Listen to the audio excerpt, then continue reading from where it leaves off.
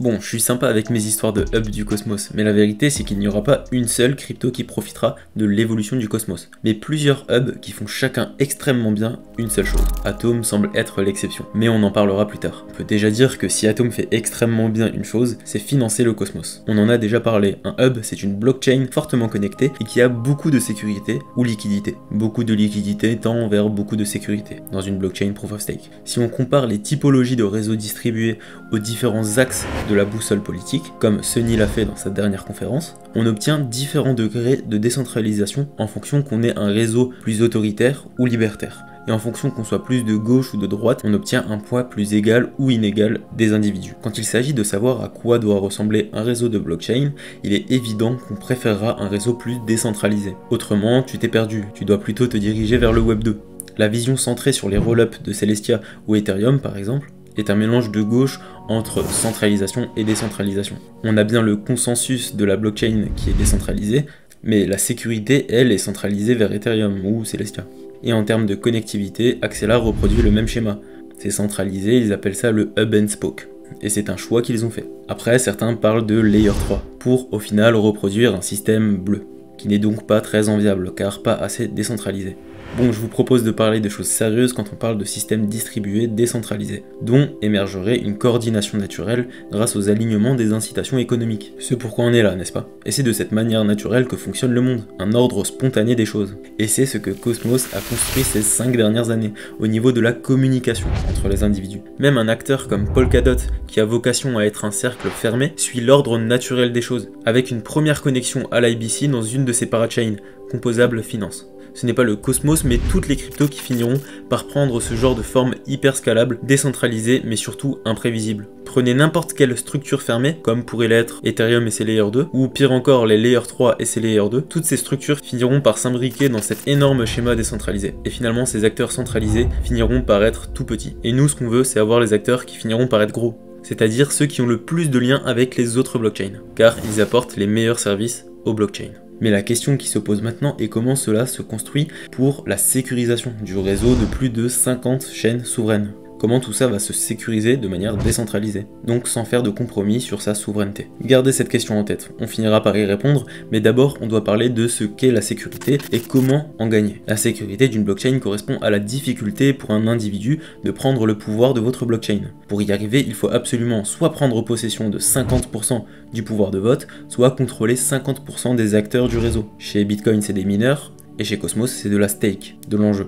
Chez Bitcoin, les deux sont extrêmement improbables. Mais chez Cosmos, pour les deux types d'attaques, il faut accumuler un maximum de supply de la crypto jusqu'à atteindre 50%. Ceci étant dit, comment une blockchain ferait pour rendre ça le plus difficile possible? Eh bien, elle va faire en sorte que cela coûte le plus cher possible à l'attaquant. Et pour y arriver, elle va rendre sa crypto utile et attractive. Ma thèse est que le seul modèle commercial viable dans l'interchain est de faire quelque chose que les autres chaînes veulent, pour non seulement gagner de la valeur par soi-même, mais aussi créer un effet de réseau pour profiter de la valeur des autres. Donc être le hub d'une économie et sécurité interchain. Voici une liste de hubs qui font quelque chose que les autres chaînes du cosmos veulent. On a Ojo, OJO, un oracle de prix. Namada, un hub de confidentialité. Babylon, de la sécurité proof of work de Bitcoin. Le hub Mars, qui propose un effet de levier dans l'ensemble du cosmos. Stride propose du liquid stacking. Osmosis propose un swap interchain, des sauts multi-chemins et un service de liquid stacking. Axelar, Gravity Bridge, Nomic proposent tous les trois des ponts vers d'autres chaînes non IBC. Nous avons Noble, qui est un émetteur de pièces stables, le plus connu étant USDC. Atom propose un set de validateurs, qui seront principalement utilisés pour les nouveaux entrants ou pour décentraliser un protocole qui n'a pas de jetons, comme Noble par exemple. Si on produit quelque chose que les autres chaînes veulent, les revenus dépendent de ces blockchains. Par exemple, 25% des frais d'inflation du réseau pour Interchain Security d'Atom, ou 10% de l'inflation des jetons qui sont liquid stakés chez Stride, ou encore 20% des taux d'intérêt reviennent au hub Mars, lorsqu'il y a des prêts et emprunts sur n'importe quelle blockchain du cosmos. Ou alors pour toutes les liquidités qui passent par les bridges Axelar, Gravity ou Nomic, vous avez un pourcentage de frais sur le volume, donc passant par les bridges, qui sont directement redistribués au protocole. Basiquement, pour trouver une application dont la valorisation et les revenus sont corrélés à l'évolution du Cosmos, il te suffit de regarder si les revenus distribués aux stakers sont seulement des tokens de la blockchain native ou s'ils sont accompagnés d'autres cryptos. Une fois que tu as trouvé ces protocoles qui ont compris où était le nerf de la guerre, tu regardes lesquels ont le plus de volume IBC sur les 30 derniers jours sur le site Map of Zone.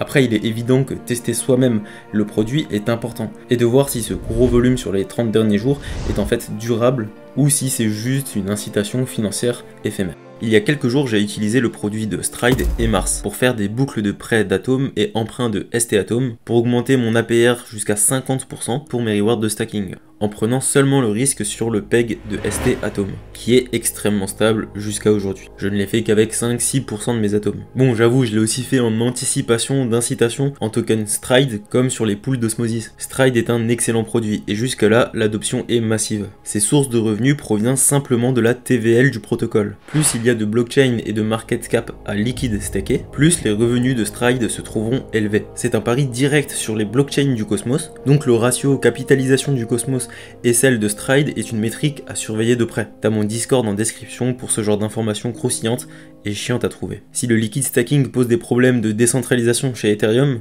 chez Cosmos ce n'est absolument pas le cas. Grâce à Interchain Account, Stride est capable de commander des contrats sur d'autres blockchains pour répartir les délégations sur différents validateurs du réseau. Et le pouvoir de vote reste à l'utilisateur. Si chez Ethereum le liquid stacking est vu comme un danger, chez Cosmos c'est absolument pas le cas. Grâce à IBC, l'internet des blockchains, qui permet aux blockchains de communiquer, mais pas que en transférant des assets, mais aussi en transférant des messages ou des ordres. Bref, de la façon dont les stakers de Stride sont récompensés, la valeur de Stride est proportionnelle à la taille et la valorisation du Cosmos. Stride est très souvent placé 3e dans le top des volumes IBC. C'est un classement qu'on veut voir perdurer. Au-delà de l'activité économique, il y a d'autres moyens de gagner de la sécurité. C'est le partage de sécurité, une alliance entre plusieurs puissances économiques liées. Il y a deux raisons principales pour qu'une blockchain partage ou combine leur sécurité entre elles. Si ces blockchains ont une dépendance économique, l'exemple le plus souvent utilisé est Axelar et Osmosis. Les plus grosses pools de liquidité chez Osmosis proviennent de tokens bridgés par Axelar. Et pour Axelar, plus de 50% de la TVL provient du Cosmos, donc Osmosis. L'autre raison principale, c'est l'alignement des communautés, un partage de mêmes valeurs ou alors un airdrop massif.